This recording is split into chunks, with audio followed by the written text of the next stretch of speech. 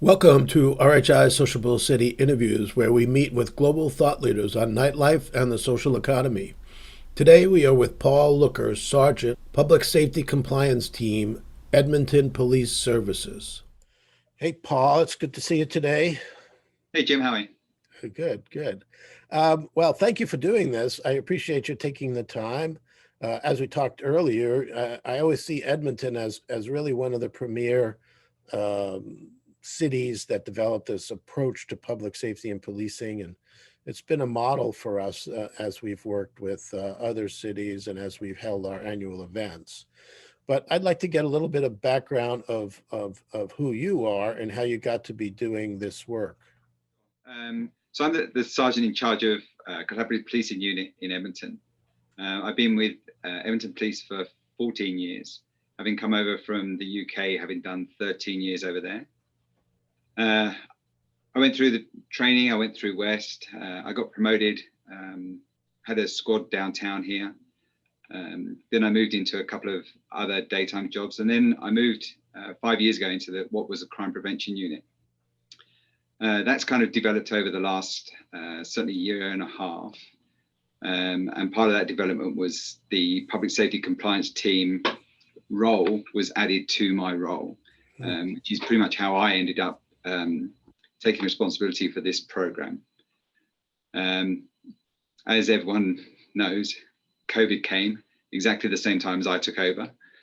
So I'm very much right now running a different program to its previously put out in Edmonton. I know that it kind of evolved originally to be kind of a standalone, but what you're saying, it's kind of melded into the crime prevention piece of it. So, for anybody who doesn't know about it, can you give a little bit of history of the public safety team and how it's structured, and what do you think makes it work? Sure. So the public safety compliance team started in Edmonton in around 2006. It began with the fire, city, police, and the Alberta Gaming and License Committee. They kind of formed a partnership to look at the entertainment industry and the compliance aspects of it by using a multi-agency approach to it. It's pretty much run the same way all the way through. It was, like say, it was a standalone sergeant's position as the coordinator. And then if need be, they used other units to help them with premise checks, license checks. Our gang unit was used heavily for locations that had that kind of presence with it. It developed into my position probably just over a year ago now. And what we've done over the last year or so is we've also brought on board on a regular basis Alberta Health Services and Alberta's occupational health and safety workers as well. Initially, that was due to the COVID restrictions and using their knowledge and abilities for those compliance. However, we've already had discussions about coming out of COVID, and that they will remain part of that team. So we have built the team up over the last year or so. That's an interesting dimension. So it's bringing in the health department, which I think maybe in Canada it's the same as in the U.S. But up until recently, the kind of the big kahuna in the whole managing nightlife world was the alcohol licensing and gaming. They're the final authority and decision maker about most everything. And then all of a sudden the health department has come in and kind of taken over that kind of leadership role in terms of deciding when businesses are open and what the occupancy is going to be and all those other things. So it's interesting that you're expecting to continue to have that health and occupational safety perspective to this team.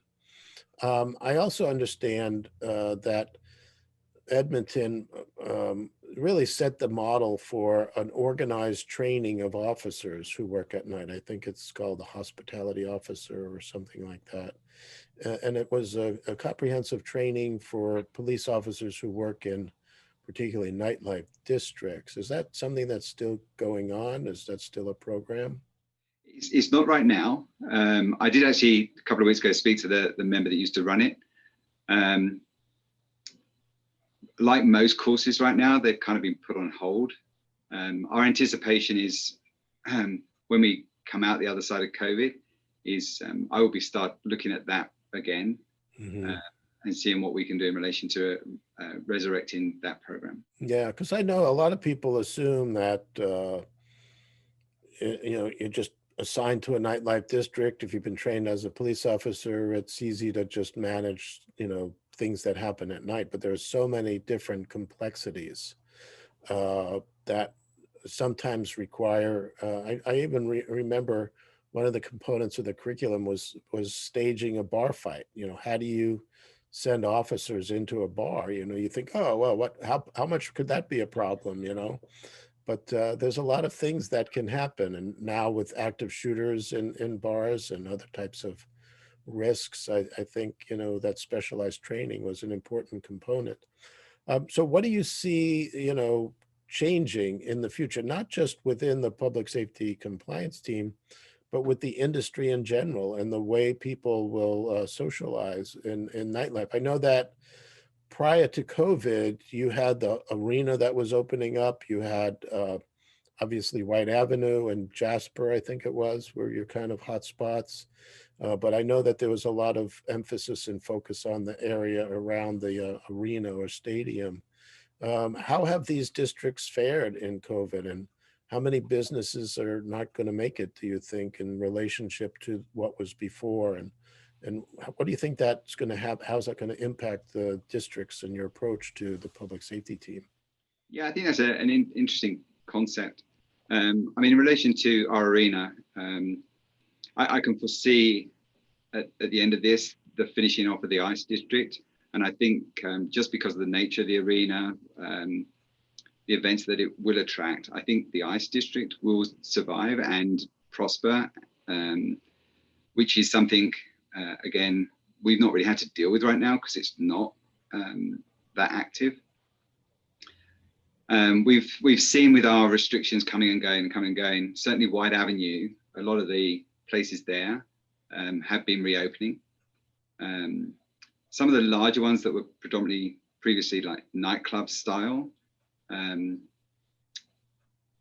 don't know how they will fare coming out of this because they've been out for so long. I can foresee the younger generations being more comfortable maybe coming out and socializing again. It'd be interesting to see whether the middle generations and the older generations actually socialize in those kind of venues or whether they stick to the more localized venues. Mm-hmm.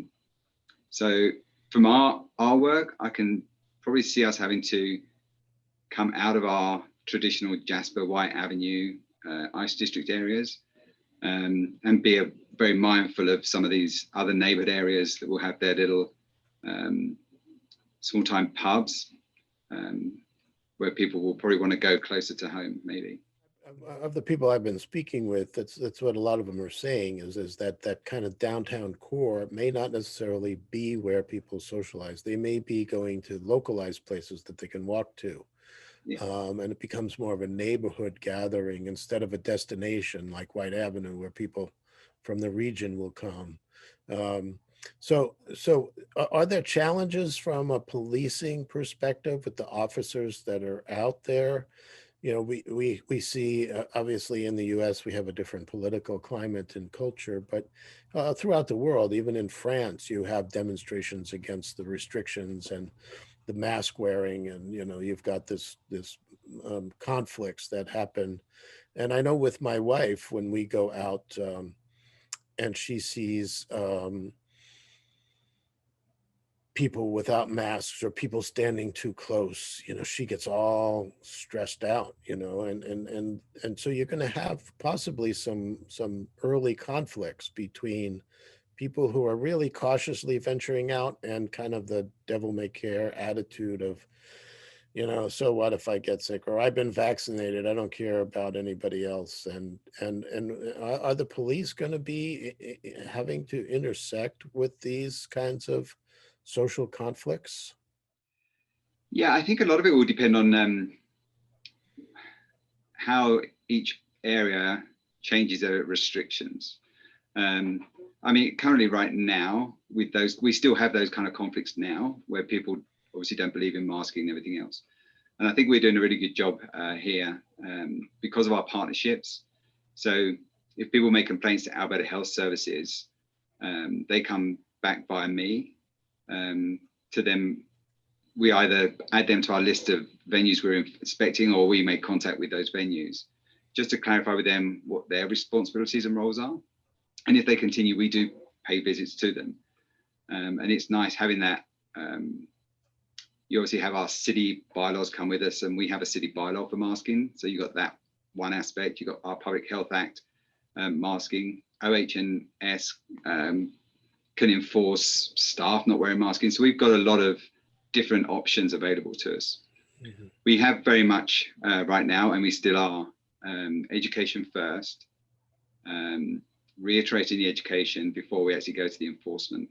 So the enforcement tends to come after they've had 3 or 4 good warnings over these kind of issues. Mm-hmm. And I think our members on the streets are now got a good handle on issuing that education, but more importantly, then letting me know of what they've done so that I can pass it to our other agencies. And touch wood, so far, we've not had too many real big issues with this. If cities are interested in creating this kind of interagency team, which seems so logical, once you see it on paper, it's like, oh, that makes sense, because police can't deal with all these issues on their own.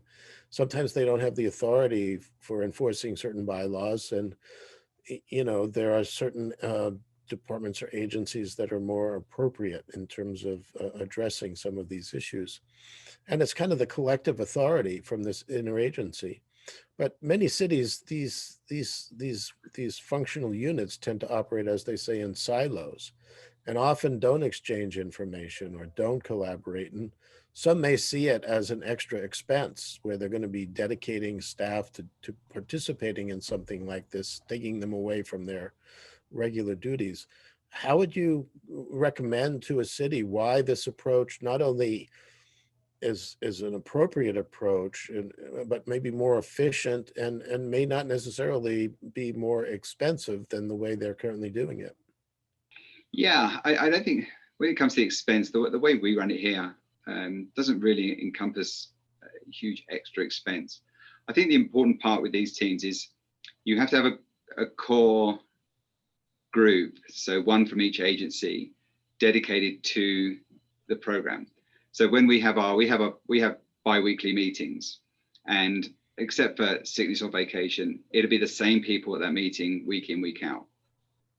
So therefore, if I'm passing information or they're passing information, it's going to the same people, and we have that relationship already. That allows the smooth flow of information. Ideally, if you're starting a new program up and you have the resource in that, ideally it'd be great to have the same people doing the inspections as well. We do find that with our inspections, each partner will send whoever's available to work, because it's, for some of the agencies, it's like normally they work days and all of a sudden you want to work a late turn. If you can have the consistency of people on those inspections, then that is what I would call the ideal world. Because they know each other. As a police officer dealing with their safety at those inspections, I know how they work, who's likely to be where, who I need to keep an eye on, particularly. Like in these times, a lot of the enforcement and education is done through Alberta Health and Occupational Health because of COVID. So I know that if there's going to be any risk at a venue, it will probably come through what they're doing rather than maybe fire or AGLC. Mm-hmm. So having that consistency would be ideal. But more importantly, the consistency with the information flow, having those same people, I think is key. So data and being able to share data because obviously if somebody's in violation of food sanitation procedures, they may just be poor managers, which could carry over into their occupancy control or their alcohol service. So Exactly. each agency might provide a little bit of information that could be an early warning sign of a potential risk venue. Yeah, that's great. Now, um, if how important has it been to work with the venues, and how do you feel the venues, are they an organized group, or do you have to deal with them individually? How do they respond to this team? I haven't personally found too many issues. We go in there. I'm always the first one in. I will go and find the manager, the supervisor, or the owner, just to re-explain who we are and why we're there. And especially now, we do express to them that we are there to help them. We're not there, although we're dealing with the compliance, we're not there to hammer them with enforcement, issue them with fines. And I've even found all our partners will go towards more education than all of a sudden putting in orders or closures, unless it really is at that point. And I think we've had some really good conversations with some of our owners where we go in and they get immediately defensive. And we have a good conversation with them. And once they understand that we're there to help, to make sure that they can run a safe venue, and a safe venue will bring in more patrons long term, we find that approach works really well. So if I came to Edmonton in 18 months,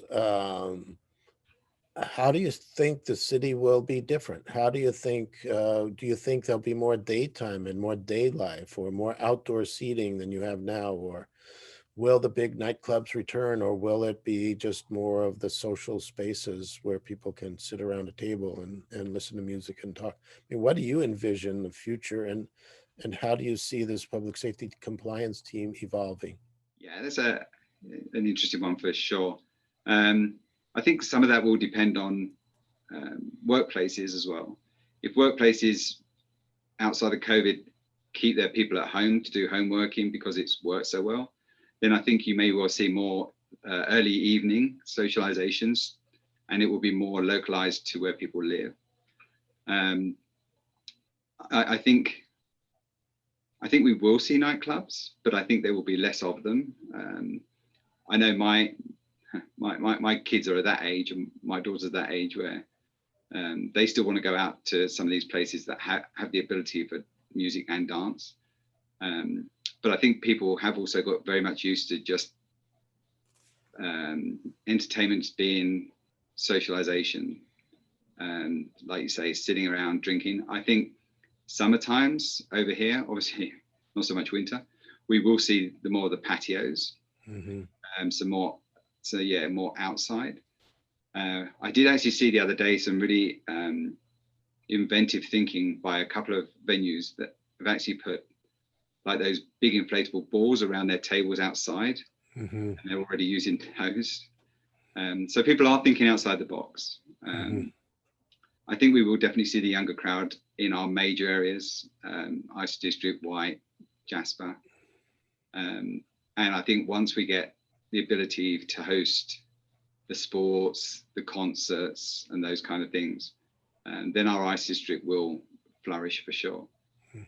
As for the PSC team, I think the only big difference we're going to find is as things open up. Right now, you go to a venue and it's limited people. The inspections don't take overly long because we don't have to count people. I think once things really start up again, if we're looking at fire occupancy issues and having to count people, we'll either have to extend our hours or extend our days in order to make sure that we don't miss out on venues because we're not doing as many per night. Well, this has been great, Paul. I really appreciate your time. It's very insightful, and I think you outlined a great framework for people to consider if they're looking at moving forward. So I appreciate your time very much. I look forward to coming to Edmonton again in 18 months, and we'll sit around and have a beer and just see how close you were in predicting your future. Sounds good, Jim. Thanks. Okay, thanks.